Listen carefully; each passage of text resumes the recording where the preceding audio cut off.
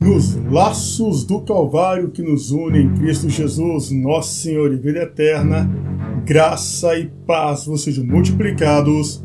Shalom! Hoje nós iremos dar continuidade à proposta do Setembro Amarelo, onde tratamos de assuntos bíblicos de pessoas que deram término das suas próprias vidas e que lamentavelmente deixaram um legado irreversível para gerações posteriores. Acredito que, assim como nas lições anteriores, esta não será diferente, e acredito firmemente no Senhor que administra ao seu espírito através da boa, perfeita e inerrante Palavra de Deus. Portanto, venha comigo e vamos aprender sobre um dos personagens pouco mencionados em toda a história. Afinal de contas, estamos falando de Aitofel. Sejam bem-vindos.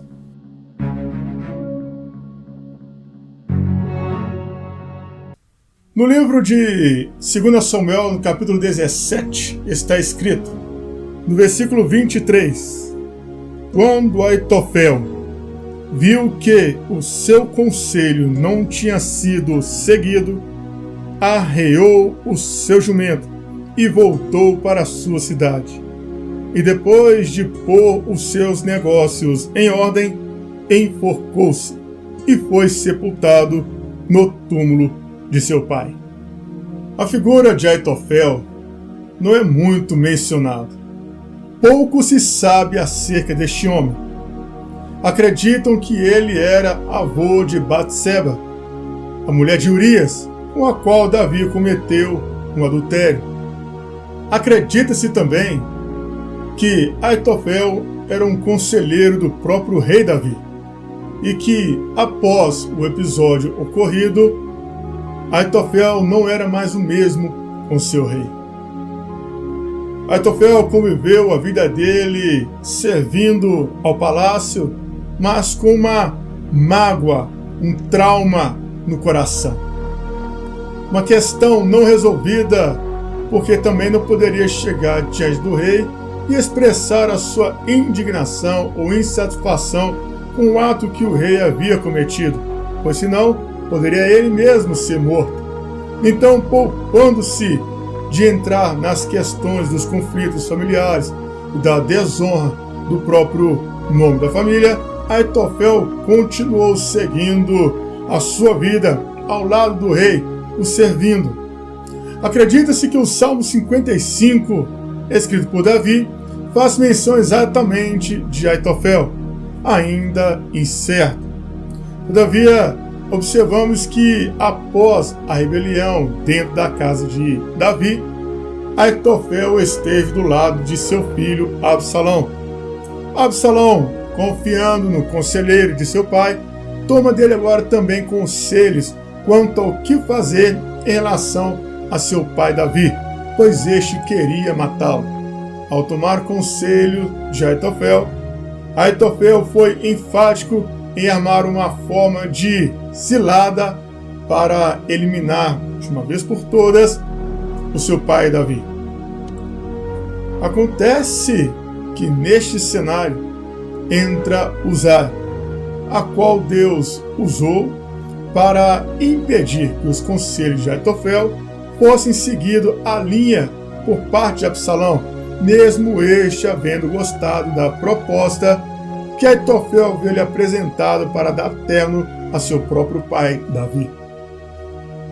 É neste cenário que observamos quando que Aitofel ficou sabendo que o seu conselho não seria seguido, mas o conselho de Uzai seria aceito, este entristeceu o seu coração. O importante observar é que Aitofel já era um homem avançado em idade. Ele não era um jovem, ele não era uma pessoa com tanto vigor. Era um homem ancião, já avançado de dias. Aitofel já era uma pessoa cansada, e a única coisa que ele tinha era a sabedoria que lhe restava para servir ao outro. O conselho, o conhecimento as informações, toda a forma de instrução que era cabível a um rei antes de tomar uma decisão. Era um homem apto para a função que exercia. Quando Aitofel ficou sabendo deste cenário, interessante é que antes de Aitofel decidir dar término de sua própria vida, pois isto já estava maquinado em seu coração. Ele não tomou conselhos, ele não consultou ninguém, ele não comunicou a ninguém, pois a propósito, aparentemente, ele não tinha com quem se desabafar, não tinha com quem externar a sua dor, o seu descontentamento, a sua tristeza.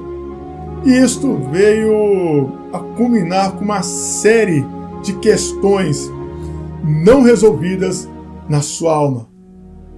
Isso foi lhe trazendo profundo pesar, profundo sofrimento, e caminhando consigo só, pensando consigo mesmo em relação a tudo que acontecera.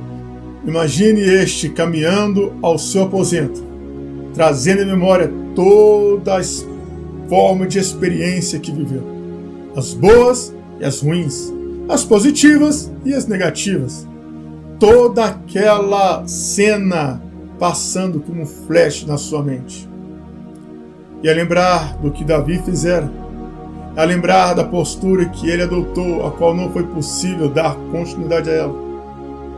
O homem sabia que ele não teria mais nada, e então decide em si mesmo a dar um fim a todo aquele sofrimento, a dar um fim a toda aquela luta que não culminou em nada. No final decide colocar em ordem a sua casa, organizar as suas coisas. Mas o mais interessante, antes dele começar a colocar em ordem a sua casa e dar continuidade ao seu plano malévolo, a Escritura diz algo interessante no começo desse versículo 23. Ele diz: quando Aitofel viu que o seu conselho não tinha sido seguido. Quando Aitofel viu que o seu conselho não havia sido seguido. O que isso quer dizer? Diferente de todo este cenário, estão pessoas de idade mais avançada. Homens de 40, 50, 60, 70, 80 anos, que já desistiram da vida porque se sentem só, se sentem abandonados, se sentem excluídos, se sentem distantes de uma aceitação por pessoas mais jovens. Tem por si mesmo que os seus conselhos são desprezíveis, que eles não contribuem com mais nada à sociedade, que eles não prestam, não servem para mais nada. Então se isolam. Homens que acreditam que o mercado não os aceita mais. Nós estamos falando aqui de jovens que estão viciados em jogos, bebidas, pessoas que consumem narcótico até ter uma overdose, ou que se embriagam até não aguentarem mais, e ao ponto de engasgarem com o seu próprio vômito e acabarem morrendo. Pessoas que tomam decisões, no calor da emoção, porque eles conhecem o ciclo da vida, mas porque são impulsivos na sua maioria. Ou são pessoas que carregam traumas de uma infância perdida, dentre outros. Aqui estamos falando de um homem já avançado em idade. Veja bem, é importante atentar para esse detalhe. É um conselho para os jovens olharem para os seus pais. É um conselho para os jovens olharem para as pessoas que estão acima do seu patamar. Homens que um dia foram fortes, homens que um dia, cheios de vigor, se doaram por filhos, por família, pelo país, e acreditaram que estavam contribuindo para uma nação forte. Mas com o passar do tempo, um conselho fútil ou de perspectiva animadora superior acabou convencendo esses homens cheios de energia e vigor, ainda no calor da sua mocidade. E estes veteranos passaram a observar que eles não tinham mais utilidade. A situação de Aitofel se assemelha à de muitos homens, à de muitos anciãos que estão abandonados. Abandonados em casa, abandonados no asilo, abandonados pelo mundo afora, sem perspectiva nenhuma, porque não se sentem úteis para aconselhar, para acolher, para ajudar. E aos poucos vão colocando de lado por parte da sociedade. Nós estamos vendo uma geração onde homens de cabelos brancos não têm mais utilidade para um estado, para um país onde a maior força motivadora deles são os seus jovens. Jovens que facilmente são manipulados nas escolas com ensinos distorcidos, ensinos ideológicos, com segundas intenções, com segundas propostas, desprezando aqueles que deram a vida para criar uma geração, ensinando princípios e valores éticos, morais e familiares. E o que vemos? Um desastre de uma geração que está deteriorando-se em detrimento de conselhos errados, por pessoas que mal sabem discernir entre a sua mão esquerda e a sua mão direita, e estão caminhando por uma vereda nociva. Observamos a necessidade de atentar para estes homens e mulheres de cabelos brancos, de ruga em seus rostos, em suas mãos cansadas, mas que ainda têm muito para contribuir. Não devem ser abandonados, não devem ser esquecidos, não devem ser deixados para trás, mas sempre atentando com toda diligência. Ninguém é desprezado pelo Senhor. Ninguém é inútil para o Senhor. A Escritura nos dá um modelo, pouco mencionado por parte de muitos pregadores e pouco mencionado pela maioria que confessam a fé. Nós precisamos compreender os valores paternos, maternos, compreender os valores sociais dos nossos tutores que hoje estão limitados e não permitir que uma geração de idosos, de pessoas que estão cansadas, sejam esquecidas. Elas têm um legado que deve ser compartilhado. Eu acredito que eu estou falando com pessoas que têm experiência de um pai que suicidou, de um avô que suicidou, de uma avó que suicidou, de um ente querido que suicidou, já estava com 50, 60, 70, 80 anos, já viveu tanto, por que fazer isso no fim da vida? É porque se sente inútil para uma sociedade que vira as costas para eles e que atentam para as coisas mais supérfluas da vida. Desvia o olhar de quem lhe deu atenção para dar olhar a quem lhe virou as costas. Precisamos compreender, não que os conselhos de Aitofel foram desprezados porque eram bons, mas observamos que ele teve um motivo pelo qual levou ele a tomar essa decisão. Ele não conseguiu a vingança que tanto desejava. Ele estava querendo que a justiça fosse feita pelas suas próprias mãos ou pelos seus próprios conselhos, mas o próprio Deus já havia julgado Davi. Ele enxergou o cenário com a sua ótica humana, mas não conseguiu enxergar com a ótica divina. Ele não conseguiu enxergar que Deus já havia tratado, já havia julgado o pecado de Davi. Mas como é do ser humano querer fazer justiça com as próprias mãos, eia o que aconteceu. O próprio Deus não permitiu que os conselhos de Aitofel seguissem adiante, mas este não compreendeu que Deus estava dando livramento para ele. Ele não conseguiu enxergar o agir de Deus punindo o pecado de Davi. É o mal que acontece nessa geração quando ela não consegue ver Deus agindo na dor, na tristeza e no mal que está permeando este mundo. Quando eles não conseguem enxergar o que Deus está fazendo e assim desprezam o conselho, desprezam a orientação. É necessário compreender o que Deus está fazendo, discernir a obra que Ele está realizando e não ignorar os seus valores. Independente do cenário que você estiver atravessando hoje, seja você mesmo, ou seja alguém que você conheça, é importante compreender que Deus não está aquém do cenário da atualidade. Guerras, rumores de guerras, guerra civil, guerra entre poderes, não nos cabe julgar segundo o nosso próprio ponto de vista humano.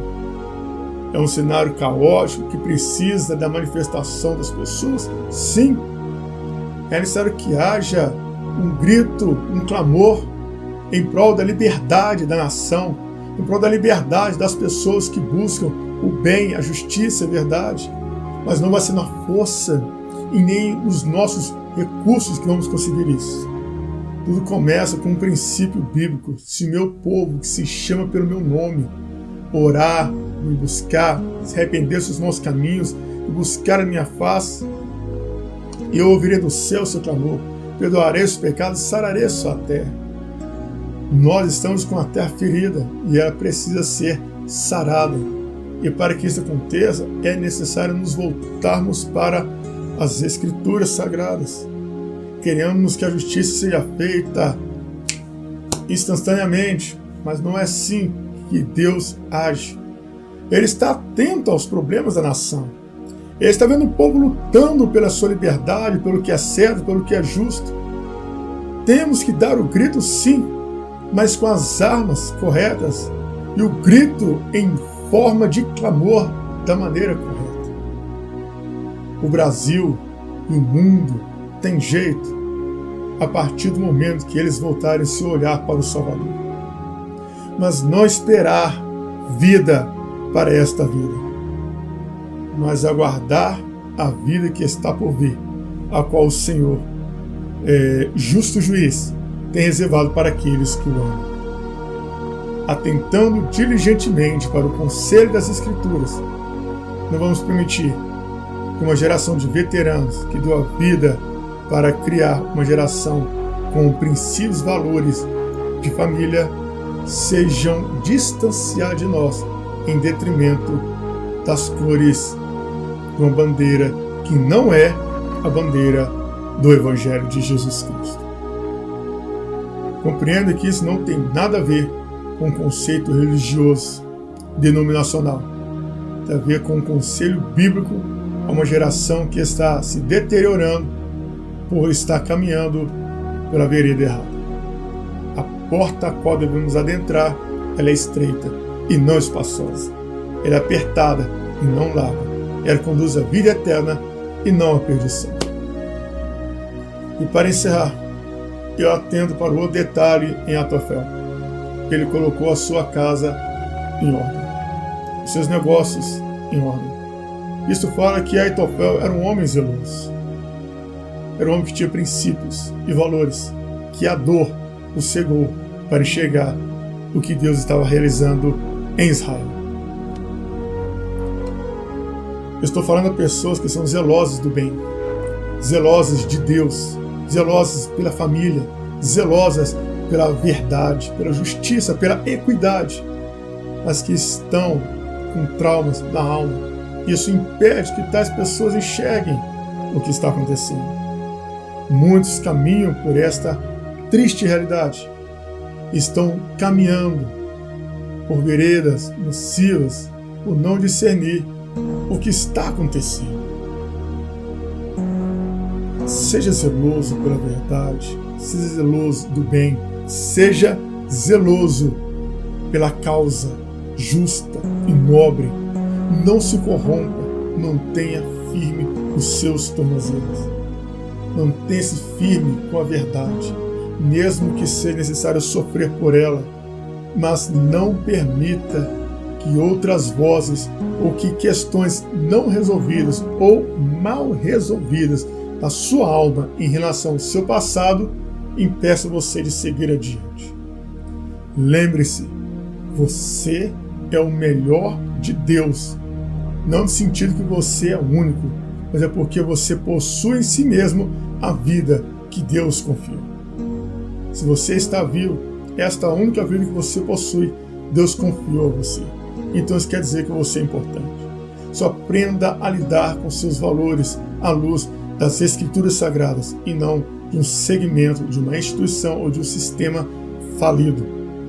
Portanto, atente para aquilo que Deus em Cristo nos confiou pela palavra, pelo Evangelho, que é vida para todo aquele que crê.